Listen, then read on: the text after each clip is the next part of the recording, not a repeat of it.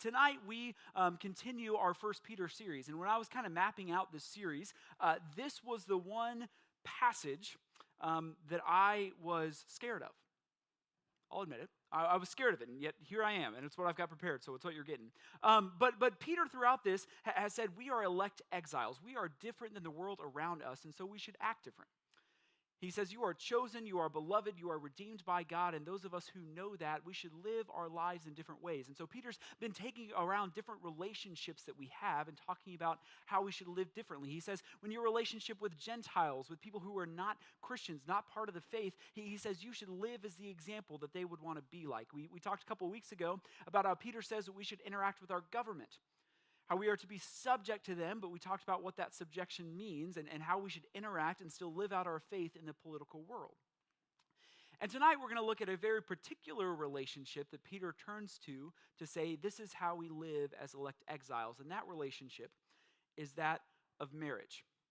Now, I preach on marriage a lot because I get asked to preach on marriage a lot. It's a very big topic that people want to know about, but what I've picked up in my time of preaching on marriage is that when I preach on marriage, I end up, even though everybody wants to hear it, I end up preaching to nobody, okay? Here's why. When I say marriage, my single brothers and sisters, so my never married, my divorced, my widowed, my separated, somewhere in between there, we check out, right? You say, okay, not for me, like I've got a to-do list, I'm running to HEB after this, let me make my list now. Okay, so that's one category. The other category that is a little bit small, but it's those people who say, I have a perfectly happy marriage. We love each other. We function really well. We get it. Okay, I can tune this out. I've got some work to do. I'll check Twitter, do something else, right? Then there's a third category of people, the people that if you are married, I think most of us fit into this category of like, we're married, we're happy, we're not perfect, but we're moving there. I end up not preaching to those people because after the sermon, I usually get the nice handshake line, great job, preacher, but I usually get, this was exactly what my wife needed to hear. The wife comes behind the husband, this was exactly what my husband needed to hear. Right, we exclude ourselves and say, this is for the person sitting next to me or the person sitting at home. I can't wait till I get home and I tell them what the preacher taught me about marriage. My hope is that tonight, no matter what category you're in there, and I hope that I included everybody and the people who don't want to listen to the sermon, my hope is that we can look at what Peter's actually saying for us, no matter what stage of relationship you're in. That he has a word and a message for how we should live, no matter how happy our marriage is, no matter if we're married or if we're not. And when I preach on marriage, and if you heard me preach on marriage, this is going to be the same 5 minutes that you've heard before, but I think it's worth repeating. I think when I preach on marriage, I always start by addressing my single friends. So never married, divorced, widowed, separated. It's a shame that we have to lump all of that into one category and call it single because I know that all of those different roads are very difficult and challenging in their own ways. But there's 3 things I want to say if you're in one of those categories. The first is that you don't need anybody to complete you. You do not need anybody to complete you. This is a lie that we have bought by Hollywood. I don't know how it trickled into the Christian faith, but it has. It's almost as if churches, we treat you as junior varsity Christians until you finally get somebody, you match up, and then you can be bumped up to the big time. Right? That's what we do. And the reality is that for those of us who are married or have been married, we know that as beautiful as marriage is sometimes, we don't feel completed. I don't feel completed just because of Alex. I feel completed because of the finished work of the cross. Right? Marriage, for all of its beauty and all of its blessing and all of its romance in some moments, a lot of the times it's having a roommate who's dirtier than you. Right? It's being forced to love someone that stinks up the bathroom. Yes, preachers can make bathroom jokes. Right? That's what marriage becomes so often.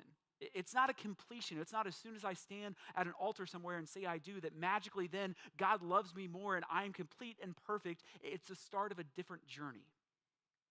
No one will complete you except for Jesus Christ. And that's why number 2 is important to say too, that singleness is the preferred mode of Christianity. Singleness is the preferred mode of Christianity. Jesus himself was single. He teaches a lot. It's talking about money, but he says you can't serve 2 masters.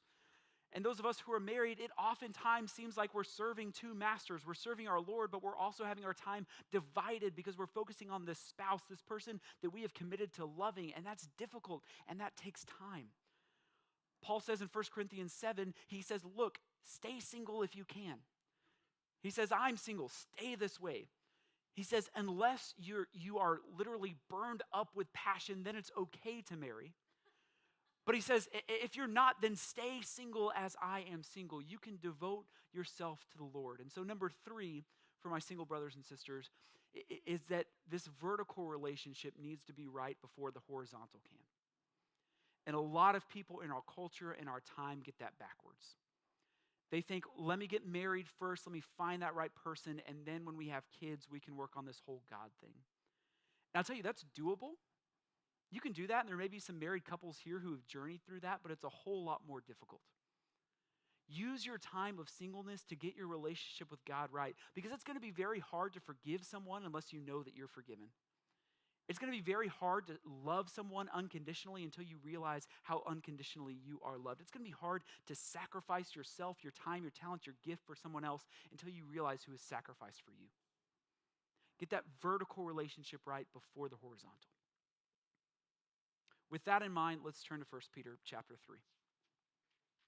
I'll read 1 through 7. Peter says, likewise, wives, be subject to your own husbands, so that even if some of you do not obey the word, some of them do not obey the word, they may be won without a word by the conduct of their wives. When they see your respectful and pure conduct, do not let your adorning be external by the braiding of hair and the putting on of gold jewelry or the clothing you wear. But let your adorning be in the hidden person of the heart with the imperishable beauty of a gentle and quiet spirit, which in God's sight is very precious. For this is how the holy women who hoped in God used to adorn themselves by submitting to their own husbands. As Sarah obeyed Abraham, calling him Lord, and you are her children, if you do good and do not fear anything that is frightening. Likewise, husbands, live with your wives in an understanding way, showing honor to the woman as the weaker vessel, since they are heirs with you in the grace of life, so that your prayers might not be hindered. So I mentioned I didn't want to preach this passage. And that's because this is not popular stuff. Right? Many of you, maybe as I was reading this, you fall into the camp of this is an old household code. It's archaic, it is dated, it is patriarchal, it's from a book that we can kind of toss out or set aside. And I get that. I totally get that. You may be saying, hey, we have moved past this in our culture now in 21st century. We have figured marriage out and we have moved past these ancient ways of thinking and ancient ways of doing marriage. But the reality is that even if we think we've moved past it, our current state of marriages are not what they should be. We all know how high the divorce rate, but equally as scary is how many marriages are living together as unhappy roommates. Right? Like the college kid that you got bunked with, that you didn't really agree with, but you knew you had to live with them for a certain time. Many of our marriages are functioning in that way. And we see here that God cares deeply about our marriages. God cares deeply about how we interact with our spouse. And so even if you may read and on face value think these things are archaic, my job here and what I hope is that we can see the beauty in this passage. About how what Peter is saying is not this ancient way of men are domineering and women should submit, but he's talking about how the complementary roles of marriage come together to create something beautiful. And to do that, it's important to note the context of this passage, and that context is marriage. I rattle it off for you all the time, that a text without a context is a pretext for a proof text. We have to have the context here. And Peter's saying, now let's look at those relationships between husbands and wives. This is not a blanket statement about how genders are to relate to one another. He is not saying in the business world, in the church world, in friendships that men are to submit or women are to submit to men. He's not saying that at all. He's saying, look at this particular context. This is what is appropriate. It's like this. In a couple of weeks, I'm going to be 3 weeks. I'm going to be taking some time off and going out to the lake with some of my good buddies from back home, guys that I've known since I was very little, and we're in my wedding, and we're going out there. And I know that even in just 24, 48 hours with them, I'm going to come back here, and I'm going to sound different. Okay, I've done a lot of training to sound non-regional in my diction, but I know that when I'm around them, my country comes out. Okay, I know that when I'm with them, like G's at the end of ings, those are optional, right? Y'all and ain't and double negatives, bring it all on. And I know I'm going to come back and I'm going to sound like that. And Alex may say something. Who are you, right?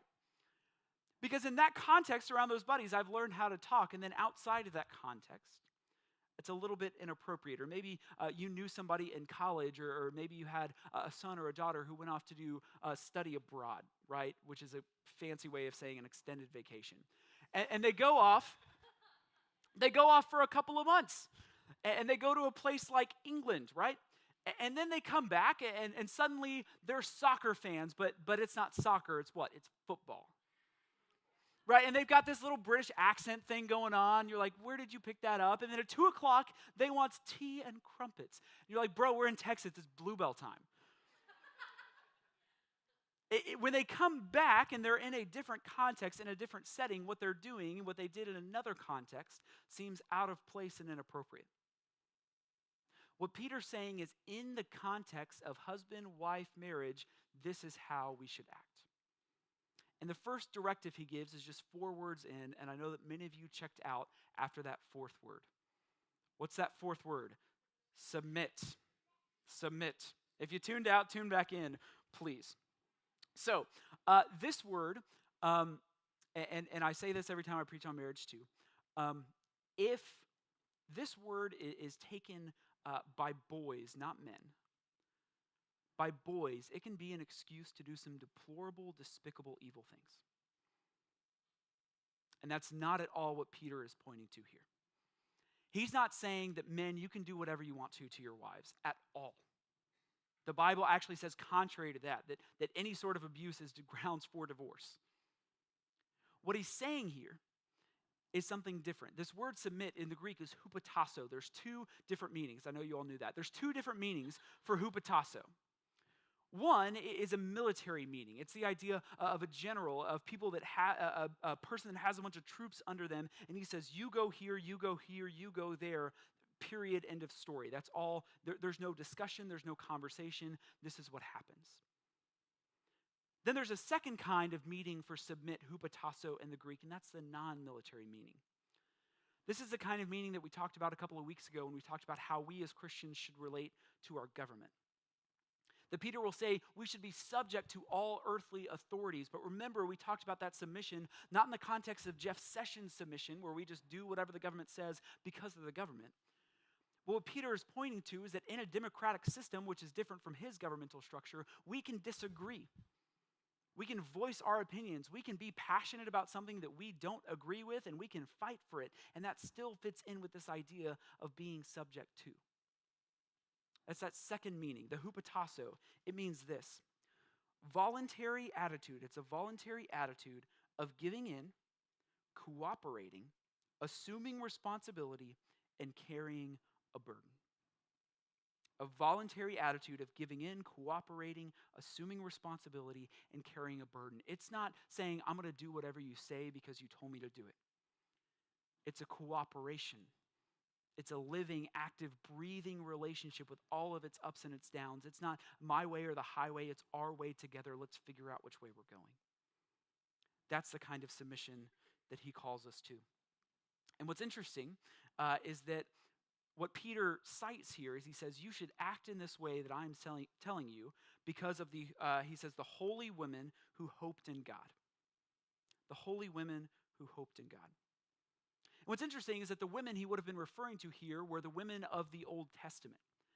And he's just gone on and say, you should be subject to your husbands. You should be, you should have a quiet and gentle spirit, just like the women who hoped in God. But the reality is that if we look at the women of the Old Testament, these holy women of God who hoped in God, many of them were not very quiet. They didn't fold over and just do whatever they were told to. Think of Rebecca, think of Abigail, Shipra, Puah, Queen Esther, Moses' mother, Rahab, Deborah, Ruth, Hannah, and even Sarah, who he quotes in this passage. There's this great part in Genesis 21:12 where the whole Rahab situation is happening with Abraham and Sarah. And God gives this direction to Abraham. He says this. The literal translation is, Abraham, in everything, whatever Sarah says to you, listen to her voice. Our ESV says it this way: whatever Sarah says to you, do as she tells you. Wives, don't go writing this on your whiteboard at home. Like, this is not your life verse now. Remember, context matters. But the idea is that in some contexts, it is God ordained for the woman to lead. That is a way that the woman can submit to say, this is the way that we're going, come with me. It's not blind submission to whatever the husband says. It's an active cooperation together. So what does all this mean? How can we summarize this first instruction that Peter is giving to the wives? I think the best way to say it is this, that even though it's the non-military meaning of submit, that to think about it as a military might be helpful. Because in many of the marriages that I see that are drifting apart, and many of the ones I talk to, what happens is that the spouse becomes the enemy. That in everything, even good things, that we have a tendency to twist things around and make whatever they're saying negative. Negativity is contagious. That's what God is teaching me in this season of my life, that negativity is contagious. And if we allow negativity, making our spouse or making any relationship we have, if we make the other person the enemy, then we can't possibly work together. Then submission becomes daunting, if not impossible. You may have read some of the stuff from the Gottman Institute. John and Julie Gottman, they're marriage experts. And they've come up with what they call the magic ratio. What they say is in any relationship, particularly in marriage, the positive interactions have to outweigh the negative interactions. They say that for every one negative interaction, so for every one fight, for every one disagreement, for every one thought that pops in your mind, for every one of those negative, you need to have 5 positive in order to have a happy and healthy marriage. The way we can cooperate together is by not letting negativity seep into your mind, to not let your spouse become the enemy, but to realize that you're on the same team. That may mean agreeing when you don't want to agree. That may mean submitting, both men and women, when you may not want to submit. It means working towards a common goal together. Peter then turns in this passage to a question of identity. He says, wives, do not let your adorning be external. Talks about the braiding of hair, the wearing of gold jewelry, and the nice clothing. Now, this word adorning in the Greek, it's Greek day apparently. Sorry guys, I'm nerding out. This crew over here gets mad at me when I nerd out. This word adorning in the Greek is the word cosmos. It's the exact same word that's used to describe the creation, the universe, everything that is. And so what Peter is saying here is don't let the external adorning, those things that make you look pretty and feel pretty, don't let those become your existence. Don't let them become everything for you. He's not condemning specifically gold jewelry and braided hair. Those are morally neutral things. Like it's not money that is the root of all evil. It's what? The love of money that's the root of all evil. Luckily, as a Methodist pastor, I'm never going to have to worry about that. But money is a morally neutral thing. It's a matter of how we treat that. Wearing nice clothes, doing our hair nice, that's morally neutral. But when it becomes our existence, when our identity is fixed in that, we don't have all that God has in store for us. And we see this all the time. I love people watching. It's one of my favorite pastimes. And one of my favorite things to do in people watching now is to watch people take pictures. Right? Because I'm guessing back in the day when like Polaroids existed and stuff, right? You see monument, you walk, okay, stand there, take the picture, okay, and then you shake it, you've got your picture. But now what happens, particularly high school, college girls, I'm picking on you guys, right? I love watching you take pictures, right? Because it's either the selfie or you give it to another person and they take the picture, right? And then what? There's the walk over. No, lighting's wrong, right? And so it's the other side and it's the other leg, right? You get that picture. Nope, hair's off, right? So then, right, we're all trying to get the perfect picture. We spend so much time trying to make sure that our external adorning is perfect so that people, when they see it online, will think our internal beauty is beautiful. But the reality is that for many of us, when we get so consumed on what we look like, we miss what God is doing in our hearts.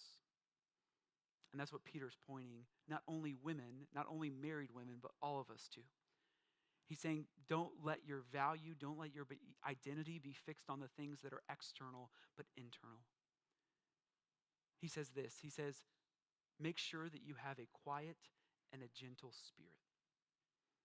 Now, if you're a woman, like my beautiful, loving wife, reading that may sound impossible, okay?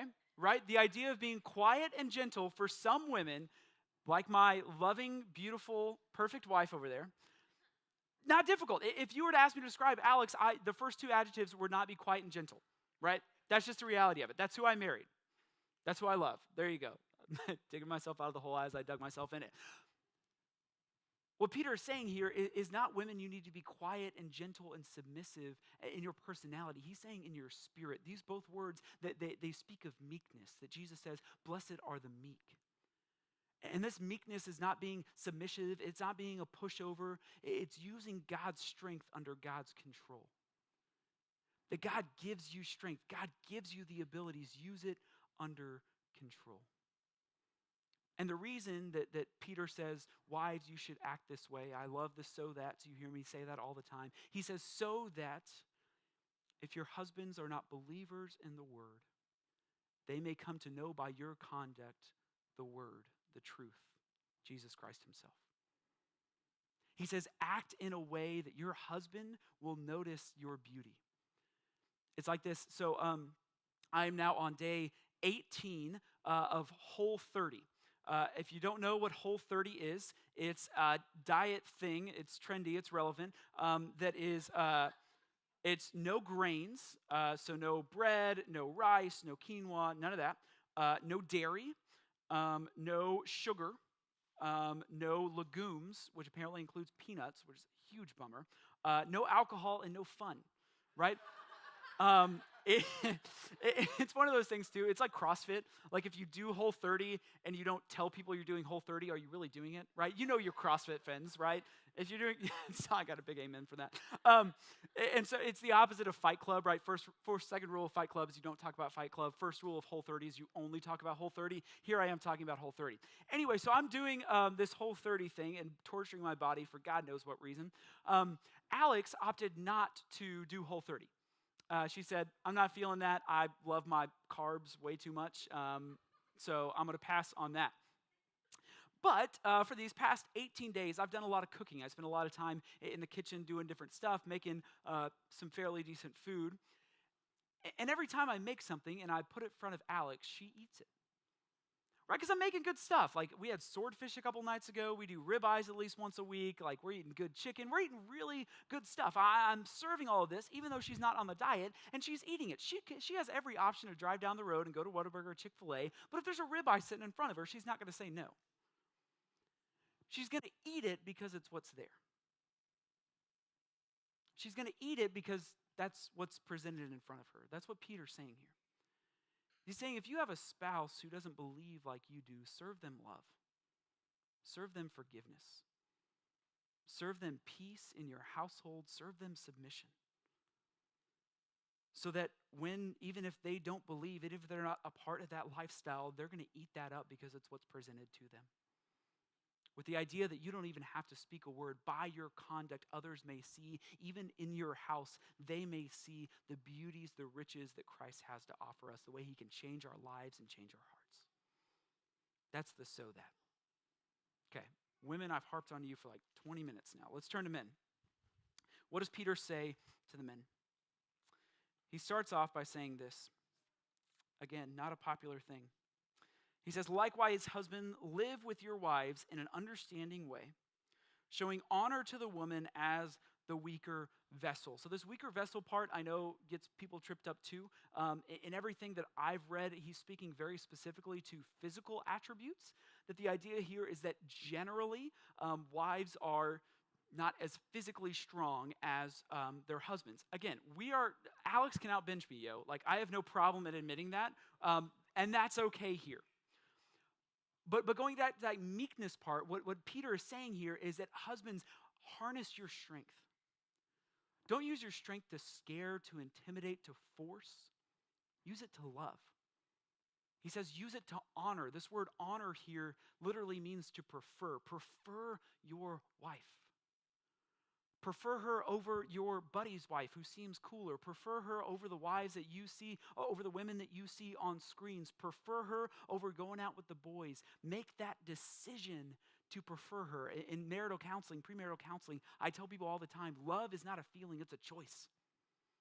You've got to choose to love even when it's hard. You've got to choose, husbands, to prefer your wives.